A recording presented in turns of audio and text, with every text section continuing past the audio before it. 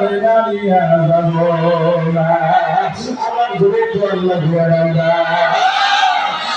নামাজ কি লাগবে কথা না হয়তো প্রত্যেক দিন এক সপ্তাহ আমাদের সমাজে হাজার নামাজ শুক্রবার আমার মুসলিম ঢাকায় ছিল বেড়াইছে গেল শুক্রবার নামাজ পড়ছে এক বড় মসজিদে গ্রামের লোক আমাদের জায়গায় ঢাকা কেমন ঘুমা পড়ে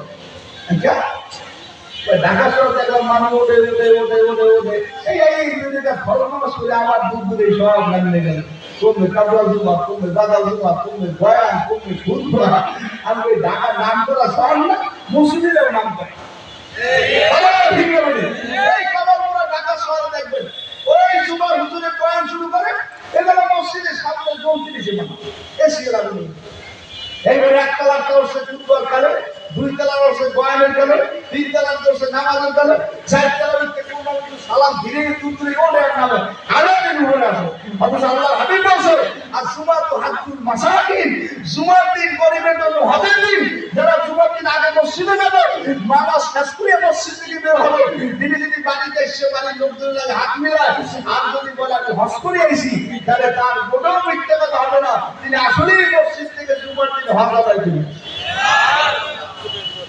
নামাজ জুমার দিন মসজিদের মধ্যে এত এলোমেলো এই এলোমেলো গুলো ভালো ভালো নামাজ পড়তে সংগীত যায় গুরুগারা লেদা ফেদা মাইয়েরা ওলারা এর নামাজ এই কাছর কাছর কাছর কাছর যে বেড়ার নামাজ নিজেরা পড়বে তাও পড়তাম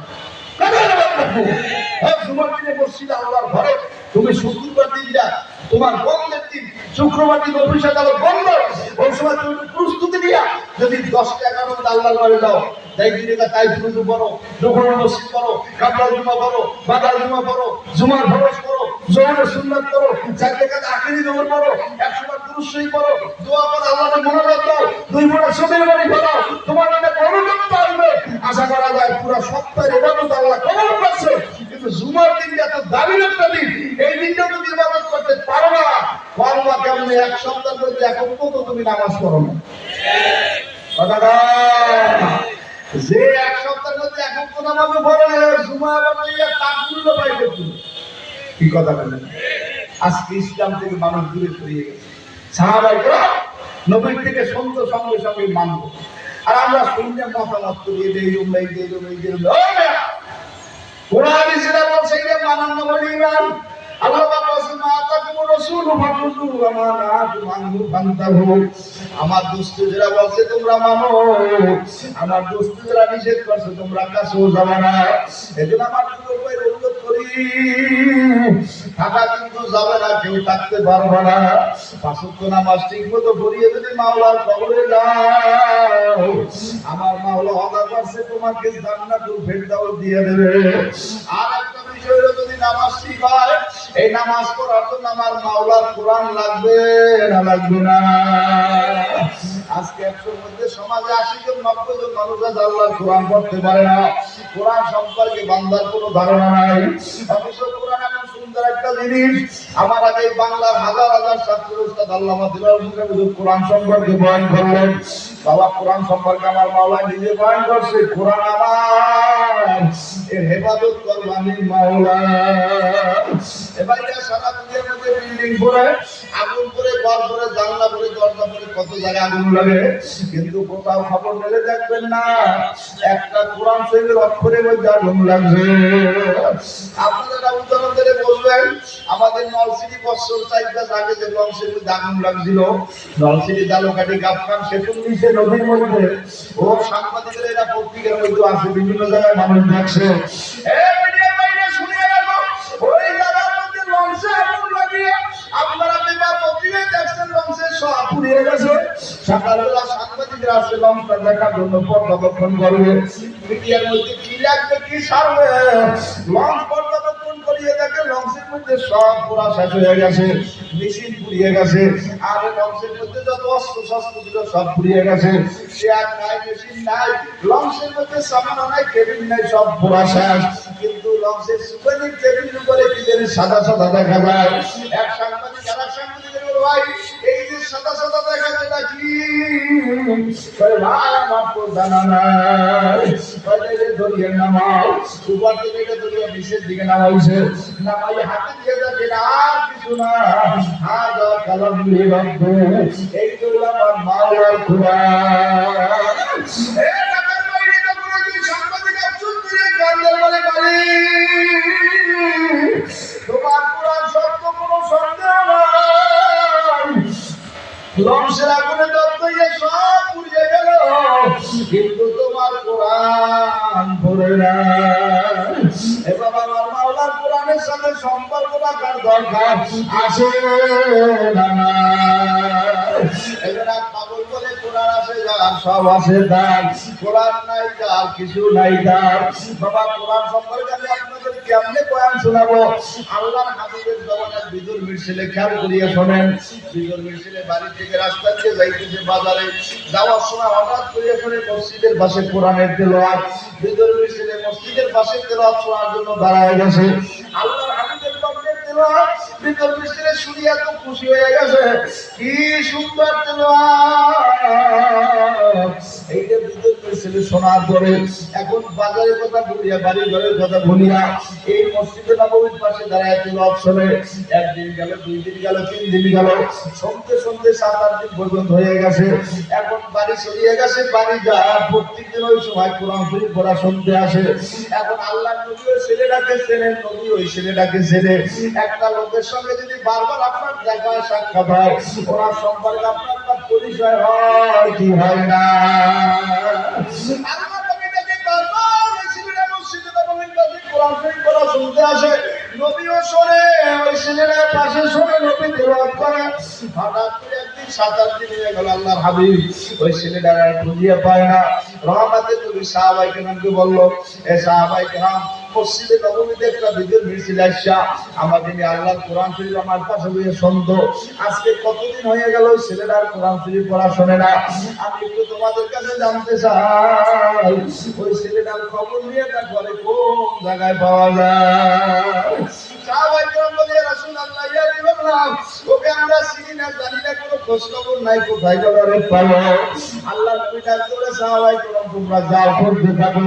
আর তাকদিরুল্লাহ ইরদিল্লাহ দোয়া, আমি নবী দোয়া করতেছি, মানুষের ভাগ্য কিছুতে পরিবর্তন হয় না, দোয়ার মাধ্যমে পরিবর্তন হয়ে যায়। আল্লাহ নবী দোয়া দিয়ে দিলেন, সাহাবায়ে কেরাম করতে নামলেন। ওই বিদুর ছেলেরা কিতাবের মধ্যে আছে, ঘরের মধ্যে অসুস্থ অবস্থায় কাঁদতায়, চোখের পানি ফেলায়, আমার করিয়া কান্দে আর বলে, বাবা আমি মনে হয় বেশি দিন বাঁচব না, আমার একটু আল্লাহ নবীর দেখা। রহমতের নবীর না দেখলে বুঝে আমার মরণ হবে না। যে জানে বাবা তারা দেখলে তার পরিবেশ ঠান্ডা হয়ে যায়, যে জানে ভালোবাসে বারবার সে তার কাছে আসে। দেখবেন বাবা, কত মানুষ মরার আগে বিড়ি চায়। আমাদের খুলনার পাগলা মানুষের বলে, হুজুর বলিয়ে দেয় অসুস্থ, আমরা পাশে যাই, বারবার বলি পড়েন আস্তাগফিরুল্লাহ, তার বিড়ি চায়। রব্বি আঙ্গুল দেখায় বিড়ি দাও, ভিন করলি আঙ্গুল দেখায় বিড়ি দাও। এই ঢাকার সন্তান 10-12 বছরে পোলা বড় বিড়ি খাওয়া হয়েছে। বাড়ি করে ঢাকা হোটেলে কামে হয়েছে, কোন চালায়, রিস্কে চালায়, ভ্যান চালায়, কোনো গার্ডিয়ান নাই, বিড়ি খায়, গাঁজা খায়। কারণ গ্রামে ঢাকার নাম দিয়েছে টোকাই দাও। এরপর সবচেয়ে বড় কারণ দায়িত্বশীল নাই, সৌরভ না। আর ওই ছোট ছোট টোকাইয়া বড় বড় বেড়াবো পুরো বেড়ায় স্বীকার করছে। আর আগে পাঞ্জাবি খাওয়া, আকিজিবি খাওয়া, এইবারে নেবি খাওয়া, এইবার যখন লাইন লাগবে তখন বড় বেড়া পুরা বিল্ডিং এর ভাড়া উড়াইবে।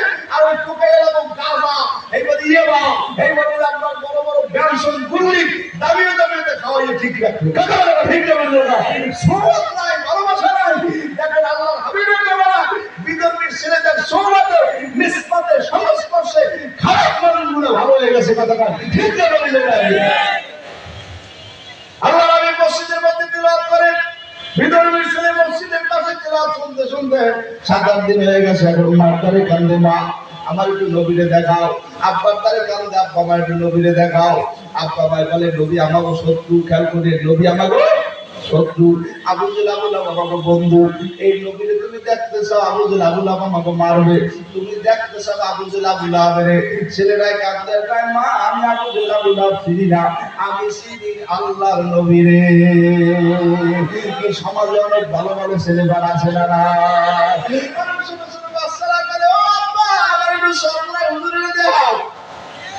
কি কথা বলা? ও মা আমার একটু ষষ্ঠী হুজুরে দাও।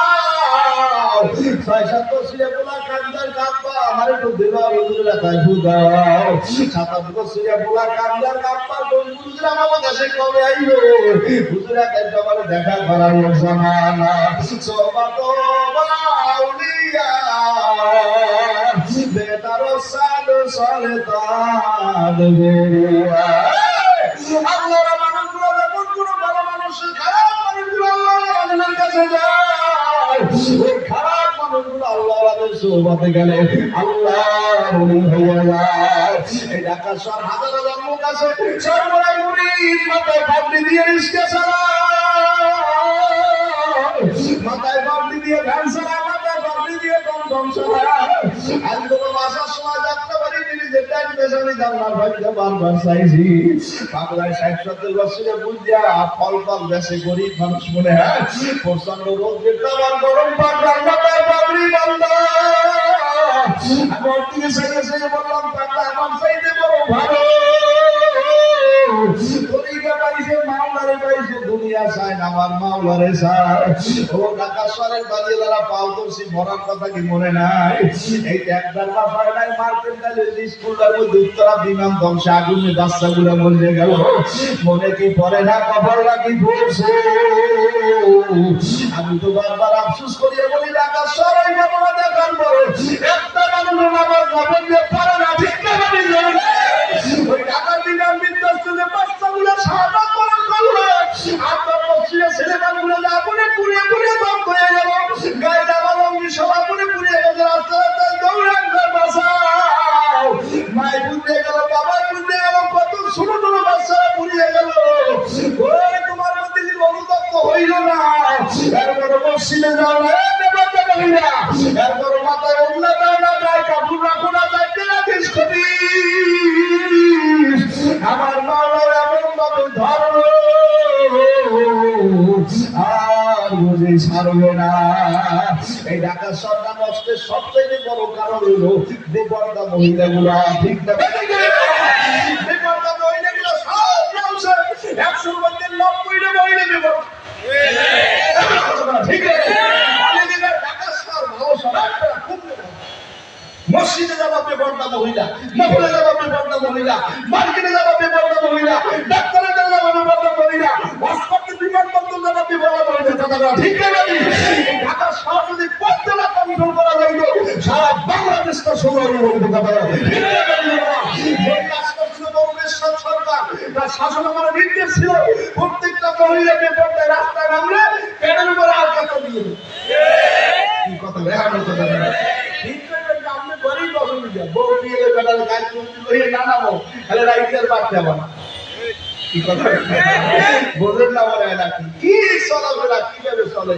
অল্পে ধরে কি সমাজ নষ্ট হয়ে গেছে। এই জন্য বুঝুন কি কয়, রাজার দোষে রাজ্য নষ্ট, ভোটটা নষ্ট হয়, নারীর দোষে সংসার নষ্ট, শান্তি চলিয়ে যায়। সতী নারীর শতগুণ বাস্তবে প্রমাণ, অন্য কাউকে পারে না সে তার স্বামীর মতো সম্মান। স্বামীতে তার মনের মানুষ, জীবন যাপনের স্বামী, স্বামীর মনে দুঃখ দিয়া করে না কিছু দাবি। শহরের বাবুরা বলিয়ে গেলাম মারো, তুমি তো ঢাকা শহরের মানুষ, কার্য ব্যস্ত, স্বামীর কারণে তুমি ঢাকা আসতে আসো, একটা বাসা ভাড়া নিয়ে থাকো। একদিন কিন্তু তোমার লাশ খাটের সবাই দেশের বাড়ি বাড়াইবে, দাবন দাবন দিবে। আমি তোমার মা পাও করে বলিয়ে গেলাম এমন একটা জীবন যাপন করলো, ওই ঢাকার থেকে যখন রাস্তা নিয়ে বাড়ি যাইবে, আমার মাওলা যেন তোমার উপরে বেজার না হয়। ঠিক না? বেদিন ধরে কথা ভুলি নাই। আমি নির্দিষ্ট সময় আমার কথা শেষ করবো। আল্লাহ নবী ডাকতে বলে সাহাবাই কেরাম খুঁজতে নামো। সাহাবাই কেরাম খুঁজতে নামছে, ভিতরে ছেলে ঘরের মধ্যে অসুস্থ, কাঁদতে কয় মা আমার একটু আল্লাহ নবীকে দেখান, মনে আসে না? আব্বা মায়ের ভয় পাইছে, নবীকে দেখান যাইবে না। নবী আমাকে শত্রু, আবুল আবুল আমাকে বন্ধু। তখন নবী ডাকতে বলে ঠিক আছে, যদি ওর আব্বা মা বলে দেখান যাইবে না, মায় কান্দে বাবাই কান্দে, সবার চোখের মধ্যে পানি অনুতপ্ত।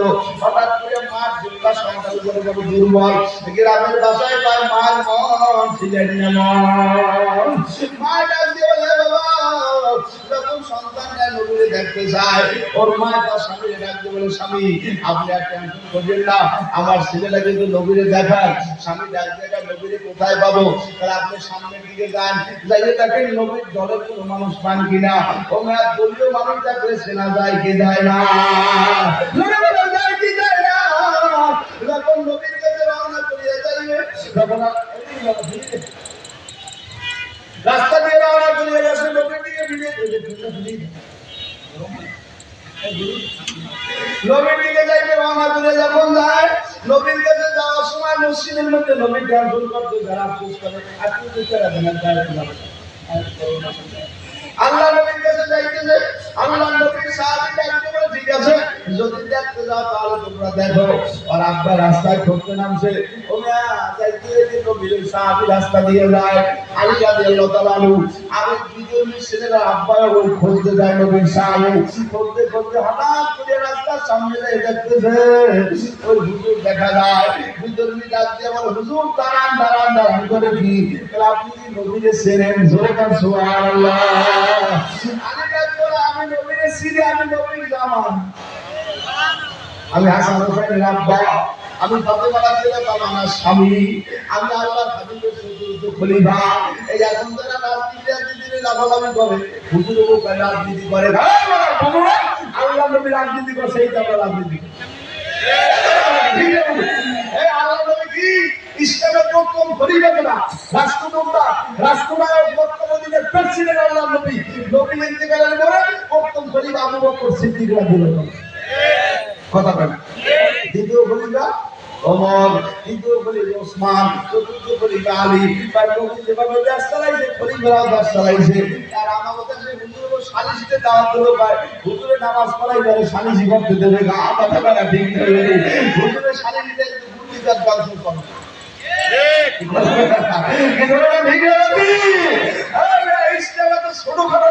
ইসলাম বাথরুম থেকে রাষ্ট্র পর্যন্ত কিভাবে চলবে, এর নাম হইল ইসলামিক কমপ্লিট কোটা গোয়াল, এর নাম হইল পরিপূর্ণ একটা জীবন ব্যবস্থা। ঠিক না ভাইরা আমার বাবা আল্লাহ নবী জানতে বলে জানতে বলে আমি নবী দেখিনি। বিদরুল ছেলে তার আব্বাই ডাক দিয়ে বলে আব্বা পাইছে নবী কামাইরে। তখন ওর আব্বাই ডাক দিয়ে হুজুর আপনি নবী থাকে কই? আমার নবী মক্কায় থাকে, মদিনায় থাকে। তাহলে আমার একটু নবীর দ্বারে নিয়ে যাইবেন বলে কেন? আমি তো নবীর সঙ্গে কথা বলবো, কি বলবেন? তাহলে আপনি নবীর তো আমার বাড়ি আনবেন, খেয়াল করবেন। আমার ছেলের অসুস্থ, আমার অসুস্থ ছেলের আমি নবীরে দেখতে যাই, একটু জোরে ডান্স আমার সাহাবীর খুঁজতে লাগলো এই যুবকের কোথায় পাওয়া যায়। আলী ডাকতে বলে তুমি কি করা লাগবে? তাহলে আমাদের নবীর তো আমার বাড়ি আনা লাগবে। আলীকে আলহামদুলিল্লাহ সুম্মা আলহামদুলিল্লাহ আলহামদুলিল্লাহ পুরো মিনিল্লাহ। আমি যার খোঁজে নামছি তারে পাইয়ে গেছি। নবী যারে খুঁজতে নামাইছে তার আব্বা আবার আমাদের নবীরে খুঁজতে পাইয়েছে। যে তারে বলো ভাই তারে দেখলে তার কলিজাটা ঠান্ডা হয়ে যায়। যে যারে ভালোবাসে প্রত্যেকদিন বিয়ালে একজনের কাছে আসে কথা না ঠিক না ঠিক। একবার আমাদের লেবুগড়ি ফেরিকে আমি পায়রা কিনে দিয়ে গেছি। আমি মগন করে এসেছিলাম রাত্রিবেলা পুলিশ দিকে আমার গাড়ি যে থামছে, পুলিশে সন্দেহ করে এক পোলা পাইয়ে ঢুকতে সময় মাইয়ে পিছিয়ে যাও পোলার সামনে চালায় তার থামাইশ করে আমরাও গাড়ি থামাই দিই খেলা রাখি। কারণ প্রশ্ন করলো এই দেখো পোলার গাড়ির যে সাত আটটু সেলাই বস কমে আর মাইয়ে করে এসে কুমিল্লা পরে কই এই ঢাকা কোন কলেজে যাই কই তাই দুইজন মিলে পুরো গেল এখন পুলিশে দশে তোমার বিয়ে হয়েছে কথা বলো কি কথা সেরাগঞ্জ কমবে এখানে আর কুমিল্লা উত্তর দক্ষিণ দুইজন পশ্চিম যারা যায় কই ওই যে যেখানে ভালো ভাই বিয়ার কাছে যায় কথা বলা কথা বলা ইসলাম শরীয়ত আমার আমার মধ্যে না থাকে, দিন থাকবে না, কলেমা থাকবে না। আল্লাহ নবী ডাকতে বলে ঠিক আছে, আপনিও নবীর কামাল করে আইতে করবেন। হুজুর শোনেন শোনেন ভাই, কি রাইতে আইতে করবেন না দিনে আইতে করবেন? ঠিক আছে, দিনে আইলে কি হইবে? আবুল বাবা মানবে। ঠিক আছে, আমরা রাত্রে আসবো। আল্লাহ নবী সাহাবায়ে কেরাম দুইজন নিয়ে রাত্রে বেলা রওনা করবে। আমি এই বলি ইয়া রাসূলুল্লাহ, ইয়া হাবিবাল্লাহ, আপনি যেই ছেলের খোঁজ আমাকে পাঠাইছেন আমি পাইয়ে গেছি, একটু জোরে কর আলহামদুলিল্লাহ।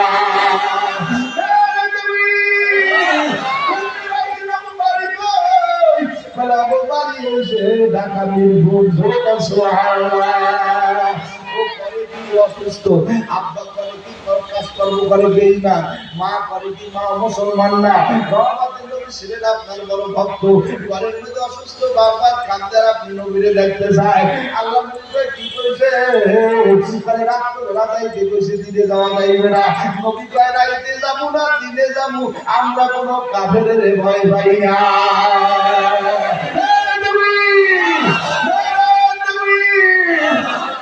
আপনি আল্লাহ করবেন মনে হয় দুয়ারে লাভ আছে, দক্ষিণে লাভ আছে না, কি আল্লাহ করবেন যে ডর করে, কিন্তু জোরে কান্দে আল্লাহ আর শক্তি নাই। আর একটু জোরে কান্দে। ঢাকা কি বাংলাদেশের রাজধানী বলতে এরকম ডাক্তার, তাই গ্রামের তো বৃষ্টিই পাই না, একটু জবানটা খুলে ডাক্তার দিই, নারায়ে তাকবীর, আল্লাহর কোরআন যেখানে, নবীর হাদিস যেখানে, উলামায়ে কেরাম যেখানে, নারায়ে তাকবীর, মোমেন সবসময় জবানে থাকবে জিকির, কলমে থাকবে শুকর, শরীরে থাকবে ধৈর্য, সব সময় জমিনে বলবেন আল্লাহ কিছু পরোয়া করি না, তোমার চাই, তোমার হুকুম ছাড়া আমি না। কথাটা ঠিক আল্লাহ নবী বলেন রাইতে যাবো না দিনে যাবো। আল্লাহ বলেন সালাতাইন ওয়ালা তাআলামু ওয়া আনতুম লাহুনা ইন কুনতুম মুমিনিন। হে মুমিন, তোমাদের ভয় নাই, তোমরা যদি মুমিন হও সফলকাম হবে। আল্লাহ হাবিব রওনা করলেন সাহাবায়ে কেরাম নিয়া, সাহাবায়ে কেরাম নিয়া যখন নবী রওনা করলেন, দাইয়ে দাইয়ে প্রায় 10 কিলোর মতো সাহাবা নিয়ে যাইতেছে। আল্লাহর হাবিব বাড়ির দরজায় দাঁড়াইয়া ডাকতে বলে সাহাবায়ে কেরাম লাব্বাইক ইয়া রাসূলুল্লাহ, সবাই আসছে। বাড়ির দরজায় দাঁড়ায় আল্লাহ নবী বলতেছে আসসালামু আলাইকুম ওয়া রাহমাতুল্লাহ। ও ভাইয়া, হিন্দুরে কিন্তু সালাম দেওয়া যায় নাই, ঠিক কথা ঠিক। হাদিসের মধ্যে আছে একজন হিন্দু একজন মুসলমান, দুইজন যদি এক জায়গায় থাকে তা কি কইবে আসসালামু আলা মানিতে বাহুদা। যারা আমাদের দেশে তো লাভ হয়, হিন্দু মুসলিম ভাই ভাই তালা মাপলায় বসে, কি কথা, হিন্দু মুসলমান ভাই ভাই না, মুসলমান মুসলমান ভাই ভাই। হ্যাঁ, হিন্দু আমার সেই একদিনের বয়সে বসি বড় হলে সম্মান পাবে, কিন্তু সে আমার ভাই হইতে পারে। এখন পর্যন্ত আপনি যদি গ্রামে যান, দেখবেন গ্রাম বদলাই গেলে ওই গ্রামের ভাষাটা উষ্টা লাগে, মুসলমান ঢুকলি সব ভালো করে তাকে আল্লাহ কাতার গলে ফেলাচ্ছে, মানে যে কাতায় গোবর না, কি কথা কি না, এই যে গল্লে এই জন্য কি কয় যে হিন্দু আর মুসলমান যদি এক জায়গায় থাকে, তবে হ্যাঁ হিন্দু যদি আমার সাথে অন্য সম্প্রদায় একদিনের বড় হয়, 1 ঘন্টার বড় হয়, তিনি সমাজে কোন আধিপত্য নেতৃত্বদারী হয়, তিনি আমার কাছে সম্মান পাবে, সেলুট পাবে, সালামারে কি পায়, সম্মান পাবে, স্থান পাবে, কিন্তু তিনি আমার কাছে আমার ভাইয়ের মতো পাবে না। কথা বলে ঠিক না, তিনি ভাইয়ের মতো সম্মান পাবে, ভাইয়ের মতো, কিন্তু মূলে সে আমার কিনা। আর আল্লাহ হাবিব বলেছে কুল্লু মুসলিমের পাত্র, মুসলমান মুসলমান ভাই, কথা কথা ঠিক না ভাই। এগুলো আমরা কোন মুসলমান খ্রিস্টান দাদার জন্য জীবন দিতে চাই, রক্ত দিতে চাই, রক্ত দিতে চাই, শ্রম দিতে চাই, পারি না। যদি পারতাম তাহলে খ্রিস্টান দাদাদের যারা আক্রমণ করতেছে সেই ইহুদি নাস্তিক দৌড়ে নেব, জমির দিকে তাড়াবার জন্য জীবন দিতাম। কথা ঠিক না আমরা বিরাজি আসি না,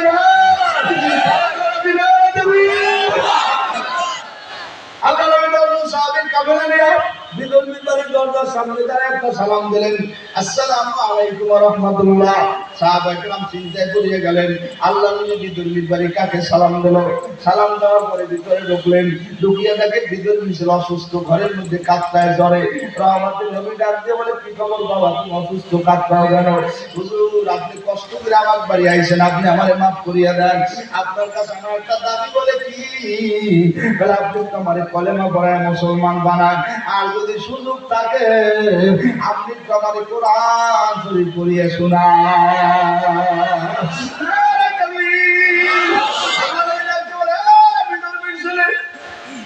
তুমি আমার সাথে সাথে তাড়াতাড়ি বলো, লা ইলাহা ইল্লাল্লাহু মুহাম্মাদুর রাসূলুল্লাহ। আল্লাহ হাবিব জমিনে ঘোষণা দিয়ে আইয়ান নাস কুলু লা ইলাহা ইল্লাল্লাহ তুফলিহুন। হে মুমিনরা কলেমা পড়ো, মুসলমান হয়ে যাও। মুসলমান যারা তারাই সফলকাম। হে মিয়া তাসদিক বিল জালাল আমাল বিল আরকান ইকরার বিল লিসান। তিন শর্তে একটা 70 বছরের বেইমানও যদি কলেমা পড়ে, পড়তে দেরি ও মুসলমান পাক্কা জান্নাত দিতে কোনো দেরি নাই। শর্ত কয়টা করে গো? তাসদিক বিল জালাল আমাল বিল আরকান ইকরার বিল লিসান। জবানে বলো লা ইলাহা ইল্লাল্লাহ, দিলে দিলে বিশ্বাস করো আল্লাহ বাদে কেউ মাবুদ নাই। সেই অনুযায়ী জমিনে কাজ শুরু করো।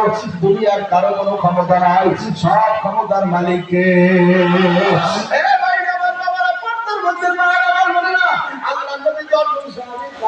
ভিতরে ঢুকলেন।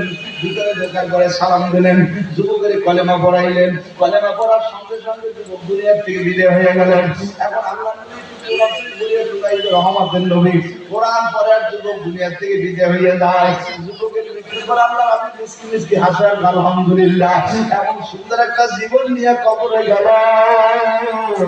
আল্লাহ হাবিব বলে, মান ক্বালা লা ইলাহা ইল্লাল্লাহ ফাদাখালাল জান্নাহ।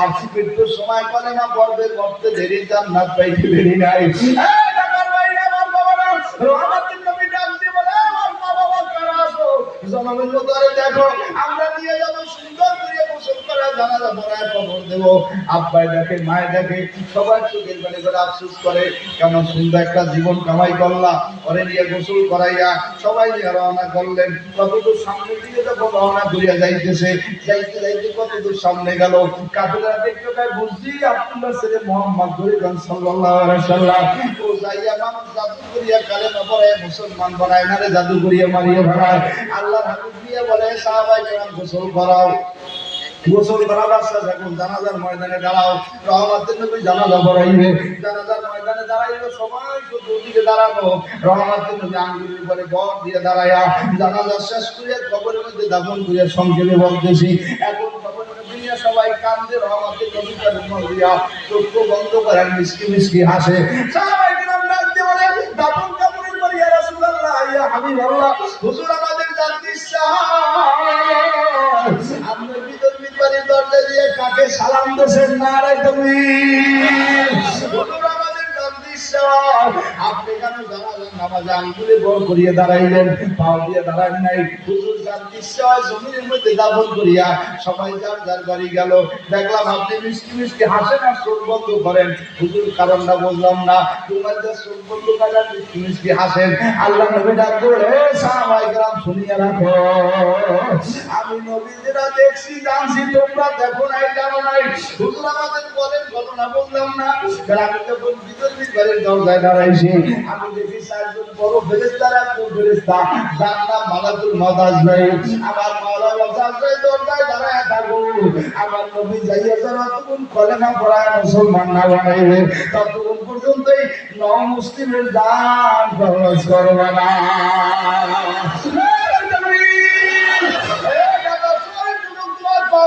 থাকার জন্য দুনিয়া জায়গা নাই। গতকালকে এমন সময় আমাদের জঙ্গিতে জমিয়ে দেশগুলোর একটা ছেলে মারা গেল হাসপাতালে। পাগলার বয়স মনে হয় 17-18 হবে না। কালকে এমন সময় দুনিয়া আসবো, ছেলেরা কবরে। এবার পত্রিকা খুলে দেখো কত মানুষ কবরে যায়। গতকালকে বাবা গোপালগঞ্জ থেকে কাশিগিরি আসার সময় শীতকাল মাতালে বলে এক পরিবারের 5 জন লোক গাড়ি অ্যাক্সিডেন্টে মারা গেল। ও যুবক ভাইরা, ঢাকা সরকার একটা মৃত্যু শহর। কোন সময় গাড়ি ছেলেটা কোন সময় বিমান পড়ে যায়, কোন সময় আগুন লেগে যায়, আর কোন সময় কি গল্প বলা যায় না। বাবা পাওদমসি নামাজটা সারবো না, জিকির সারবো না, তেলাওয়াত সারবো না। ও যুবক ভাই যেখানে থাকো, ঢাকা শহর মসজিদের শহর, আজান শুনিয়া মানুষ ঘুমায়, সকাল আসসালাতু খায়রুম মিনান নাওম শুনিয়া মানুষ জাগিয়া যায়। পাওদমসি যুবক মালিকের হুকুম নামাজ সারিয়া না, কোরআনকে মুখে লাগার সময় খায়। এই ঢাকা শহর মানুষের নিদ্রতা নাই। কত জায়গায় মানুষ অসুস্থ হয়ে পড়িয়ে থাকে, কেউ খবরও হয় না। গাড়ি অ্যাক্সিডেন্টে বসে অনেক জায়গায় খবরও হয় না। আজকে একটা হুজুর আসলাম, ড্রাইভার আমার হুজুর ঢাকা শহর এমন হয়ে গেছে, এক বিল্ডিংয়ের পাশাপাশি দুটো মানুষ ভাড়া থাকে, এক রুমে মানুষ হলে বাজার বাজার করে খায় না, আর এক রুমে মানুষ মরিয়ে রয়েছে, 2-3 দিন হয়ে গেছে, খবর জানে না। বাবা এটা কোনো মুসলমানের চরিত্র না। একজন বিপদ আর একজনে ঝাঁপাইয়ে পড়লো। আল্লাহ হাবিব বলে, তুমি যদি একজনের উপর ইকরাম করো, আল্লাহ তোমার 72 ইকরাম করবে। এর 72 করবে মরার পর একটা করবে দুনিয়ায়। দাদি বাবার ইজ্জতটা বাড়াও, সম্পর্ক বাড়াও, ভালোবাসা বাড়াও, ভাই ভাইকে সহযোগিতা করো, এক ভাই করে মহব্বত করো। কোন সময় কাটটা কাটতে জানা না, আমার মাওলা যেন তোমার আমার দিনদার হিসেবে কবুল করে। একটু জোরে আমিন দিয়ে রাখবা। সালাম দিলেন, আমি ভালো তোমার আজকালকে সালাম দিছি। হুজুর আমাদের জান দিচ্ছে, আপনি জানাজার কেন বাঁকা বাঁকা দাঁড়াইলেন? আমি যখন জানাজার মধ্যে পাও দিয়ে দাঁড়াবো, আমি আমার নজরের মধ্যে দেখতেছি ওই ময়দানে জানাজার মাঠে হাজার হাজার হাজার হাজার ফেরেশতারা হাজির হয়ে গেছে। আমি যদি পাও দিয়ে জমিনে দাঁড়াই, আমার পাও রহমতের ফেরেশতাগুলো গায়ে লাগিয়ে যায়। কবরে দোয়া করে দেখলাম সবাই কান্দে, আপনি মিষ্টি মিষ্টি হাসেন আর বললে চোখ বন্ধ করেন, ঘটনা বললাম না। আল্লাহ নবী ডাকতে বলে সাহাবাইরা, ওরা যখন নিয়ে কবরের মধ্যে রাখবে তার আগে আমি দেখতেছি কবরের পাশে হাজার হাজার লোকের মনে হাজির হয়ে গেছে। হুরে গেল মান যেদিন আমায় তো सबसे बेहतर मुझे दीदार तू जन्नत दो, सबसे यारो क्या करो आरज़ू है मैं तुमसे देखा करो। ওই জান্নাতি হুরেরা ওইটা করে দিয়েছে। হুরেরা যখন আমার দিকে তাকায় ওরা শরম পায়, এইজন্য আমি রুমালটা চোখ বন্ধ করি, আর আমি এইজন্য মিষ্টি মিষ্টি হাসলাম। একবার কালেমা পড়ছে, কিছুদিন মসজিদে নববীর পাশে কোরআন শরীফ শুনছে, এই জন্য যদি আমার মাওলা এত সম্মান দেয়, বলো তো শেষ জমানার উম্মতের কেমন সম্মান হবে? এ কোরআনের পাগলেরা, নবীর আশিকেরা, আমি কলকাতা আসলাম, জীবন খাল করলাম, কোরআন ছাড়ব না। হুজুর কোরআন তো পড়তে পারি না, ভুল হয়ে গেছি। একটা কোরআন শরীফ কিনবা, বুকে লাগাবা, চুমা খাবা, মাথার উপরে চাকরি করে রাখবা, সকাল বিকাল দেখবা, সুযোগ পাইলে আঙ্গুল টানবা, কানবার বলো মাবুদ গো তোমার কোরআনের অক্ষর পাইছি, আমি তোমারে তো পাই না, সবই পাইলাম, তোমারে তো পাইলাম না। এ বাবা কোরআন এমন সুন্দর এক দামি জিনিস, আজকে দেখো সারা দুনিয়ার মধ্যে কোনো জিনিসের হাফেজ নাই। বুঝতে পারছো? সারা বাংলাদেশ অঙ্ক মুখস্থ হাফেজ নাই, ইংরেজি মুখস্থ হাফেজ নাই, রসায়ন মুখস্থ হাফেজ নাই, পদার্থ মুখস্থ হাফেজ নাই। ওদিকে সব বিষয় ভালো পারে কিন্তু সব মুখস্থ পারে না। আমার মাওলার কোরআন যেমন তেমন ব্যাপার না। 114 সূরা, 6666 আয়াত, 30 পারা, এক এক পারা, প্রায় 10টা পৃষ্ঠা, প্রত্যেক পৃষ্ঠার দুটো পাতায় সাফা, এক পৃষ্ঠার এক সাফা, 10 পৃষ্ঠায় প্রায় 20টা সাফা, 30 পারায় প্রায় 620টা। ওই এমন একটা ছোট ছেলে দেখো না পেপার পত্রিকায় 7 মাসে আবেদ হয়েছে, 9 মাসে আবেদ হয়েছে, 11 মাসে আবেদ হয়েছে, 5 মাসে আবেদ হয়েছে, পত্রিকায় দিয়ে দিতে সারা বাংলাদেশের মধ্যে, বিশ্বের মধ্যে এখন কোরআনের তেলাওয়াতে বাংলাদেশ ফার্স্ট। সুবহানাল্লাহ। এরা সারা বিশ্বে প্রায় 6 কোটির উপরে কোরআনে হাফেজ। সুবহানাল্লাহ। সারা বাংলাদেশে প্রায় 80,000 উপরে কোরআনে হাফেজ আছে। ঢাকা শহরে গলিতে কোরআনে হাফেজ আছে। একটা ছেলে হাফেজ বানা, একটা ছেলে আলেম বানা, একটা ছেলে কোরআন পড়ুয়া বানাও, কিছু হোক করা হোক। ওই ছেলেরা যখন জানাজার ময়দানে কাতারে দাঁড়াইয়া তোমার জানাজা পড়াইবে, আব্বার জানাজা ছেড়ে পড়াইলে একটা মায়া, অন্য মানুষ পড়াইলে তো হয় না। এটার আগে তোমার মুরব্বীরা কান্দর বলল, একটা ছেলে দিলে আল্লাহ, একটা ছেলে দে, কামাই খাওয়ার আশা নাই, মরলে আমার জানাজার নামাজ পড়াইবে। একটা মেয়ে দিলে আল্লাহ, একটা মেয়ে দে, কামাই খাওয়ার আশা নাই, জামাই বাড়ি যাওয়ার আশা নাই, মরার পর কামার জন্য কোরআন শরীফ পড়িয়ে দোয়া করবে। এ বাবা যা উজনি, উজনের ছেলের হুজুরের নাতিরা সব আলেম হাফেজ মাওলানা, যাও সর্বনা আল্লাহর কুতুব ফজল করে রহমাতুল আলাইহ 7টা ছেলে সব কোরআন পড়া, যাও সাইকুল্লাহ আল্লাহ মাজুল বাবার দিকে তাকাও, ছেলেরা সব কোরআন পড়া, আল্লামা দুরা হোসেন হুজুরের দিকে তাকাও, ছেলেরা সব কোরআন পড়া। কাজী বাবা পাউদর্শী কোরআন শিখাইও, কোরআন পড়িও, কোরআন জানিও, কোরআন মানো। বলে হুজুর কিছু ভাবলাম না, কোরআনকে বুকে লইয়া সময় বলল কোরআন, কিয়ামতের ময়দানে তো সবই বলিয়ে যাইবে। ইজা সুনজিলা দিলারু জিলজালাহা আখরাত দিলারু আসফালাহা ওয়া ক্বালাল ইনসানু মালাহা ইয়াওমাইযিন তুহাদ্দিসু আখবারাহা। বুজুর্গ মানুষ এই আয়াত কোরআন শুনতে পারতো না, ওই সময় কোরআন জমিনে দৌড়েই বাবা মাবুদ, যারা দুনিয়ায় কোরআন পড়ছে, পড়াইছে, সুমা খাইছে, বুকে লাগাইছে, ওই মানুষগুলা ধরিয়া ধরিয়া টানিয়া টানিয়া আমি মাওলার জান্নাতে না দিয়া কোরআন বলবো না। কাজী আমার বাবারা বয়ান করিয়ে মানুষ হেদায়েত করা যায় না, হেদায়েতের মালিক আমার আল্লাহ। এজন্য আপনাদের পারদর্শী বাবা কোরআনকে ভালোবাসবেন। আজকে বাংলার জমিনে প্রায় 3.5 লক্ষ মসজিদ, জোরে কর আলহামদুলিল্লাহ। ঢাকা শহর কত মসজিদ এখন বলা যায় না, দেখা যায় শুক্রবার মাইকের বয়ানে মানুষ খুশি, ঢাকা শহর করতে গেলে দাদানে মানুষ খুশি, ঢাকা শহর মসজিদের শহর, আজানের শহর, সারা বাংলাদেশের দেখো 3.5 লক্ষ মসজিদ, কম বেশি 70,000 করে ছোট বড় মাদ্রাসা, তিন পরিধি তরিকা, খানকার কোনো অভাব নাই। কাজী বাবা পাউদুসি ছেলেমানগুলা কোরআন শিখাইবে। এখন আল্লাহর ফজলে সব মানুষ কোরআনের দিকে ঢুকতেছে। ওসির গোলা মাদ্রাসায়, ডিসির গোলা মাদ্রাসায়, এসি আল্লাহ এসিলামদের গোলা মাদ্রাসায়, পীরের গোলা মাদ্রাসায়, মুফতির গোলা মাদ্রাসায়। ভাই মাদ্রাসায় গেছেন কেন?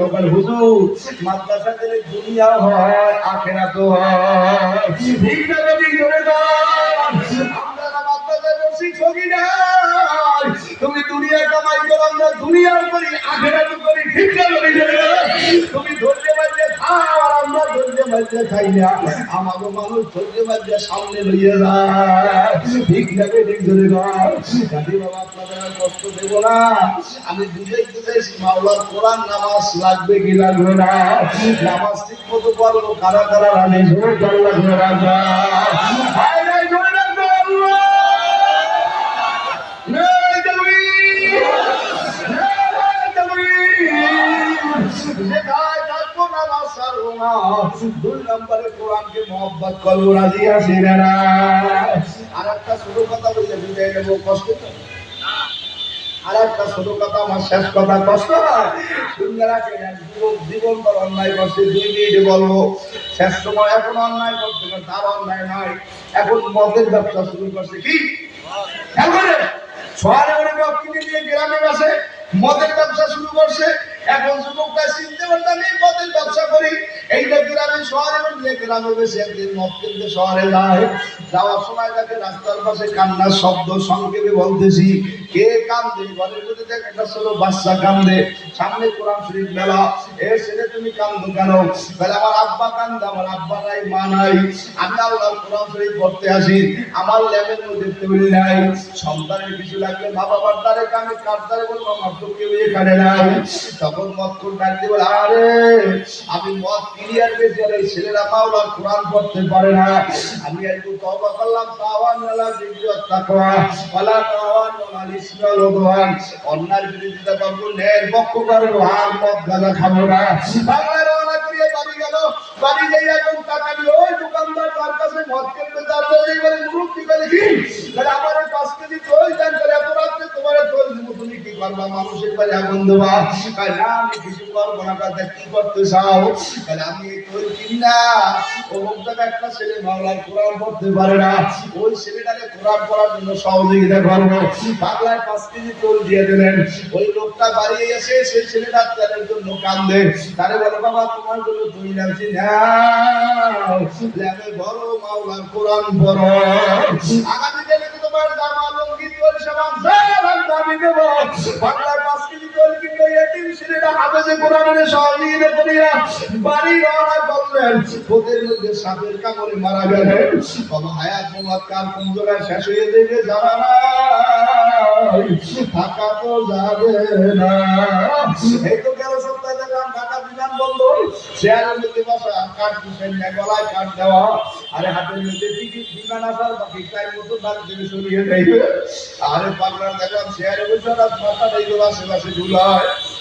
একজন গেটের মধ্যে সিউটিতে সাল দিলেই দেখবা, একজন হঠাৎ করে দর্শে ধরিয়ে দেবে মাথা টাইপে কান দিয়ে পড়িয়ে যায়, পাশে আরাম করিয়ে ডাক্তার ডাকতেছে, আইয়া পুরো সরকারের ধরে সার নাই, ডায়াবেটিস নাই, ধরিয়ে নামাইলো। ডাক্তার বলে দুনিয়াতে না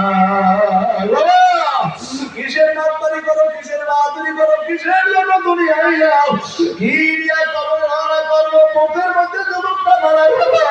এখন আরো সুন্দর করে গোসল করে জানাজা দাফন কাফন দেবে। এলাকার মানুষ বলে না না একটা বদখোর গাঁজাখোর বদমাইশ এলাকায় কাফন দিতে দেওয়া যাবে না। সবাই পরামর্শ করে সরের মধ্যে নিয়ে ফালাই দেন, আগুনের মধ্যে ফালাই দেয়। সরের মধ্যে নিয়ে যখন ফালাই দিল, সরে রইল 3-4 দিন হয়ে গেছে সরের মধ্যে থাকে। হঠাৎ মসজিদের ইমাম সাহেব স্বপ্নে দেখে হুজুর অমুক সরে আমার এক বন্ধু মরিয়া রয়েছে, তাহলে আমের গোসল করা জানাজা পড়ান। ওই বন্ধুর একটা জানাজা গোসল করাই আমার পাশে নিয়ে তারপরে দাফন করিয়ে দেন। আল্লাহ বান্দা বন্দারের পাশে নিয়ে গোসল করায় জানাজা দিয়ে দাফন করবে। এলাকার ওলামায়ে কেরাম বলেন হুজুর আপনি কামনা করলেন কি? যেই লোকটা মদ খায় গাঁজা খায় এলাকার দুশমন, তাহলে আপনি আইনে গোসল করায় দাফন দিয়ে জানাজা দেবেন।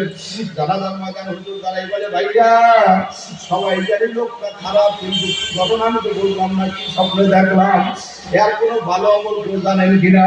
হঠাৎ করে পাশের মুরব্বীরা দেওয়ার আমি একটা ভালো আমল জানি কর কি, তাহলে আমার কাছে করে 5 কেজি তৈরি আছে, একটা কোরআন পুরো ছেলেরে সহযোগিতা করছে। ওই ছেলেরা দাঁড়াই বল আঙ্কেল যারে তৈরি কিনে দিয়েছে সেই ছেলেটা হইলাম আমি।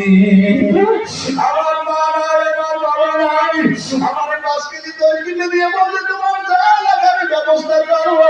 আজ বুড়ি মারা গেছে আমি তো জানি না, আমি রাত্রিবেলা ঘুমায় স্বপ্নে দেখি আমার 5 কেজি তৈরি কিনে দেওয়া ছেলেটা মানুষটা মারা গেছে, শুধু মরিয়ে গেছে তাই না, আল্লাহ পাক তারে জান্নাত দিয়ে দিয়েছে। শুধু জান্নাত পাইছে তাই না, তিনি জান্নাতের মধ্যে আল্লাহর হাবিবের সঙ্গে হাতে হাত ধরিয়ে হাঁটতে আসে।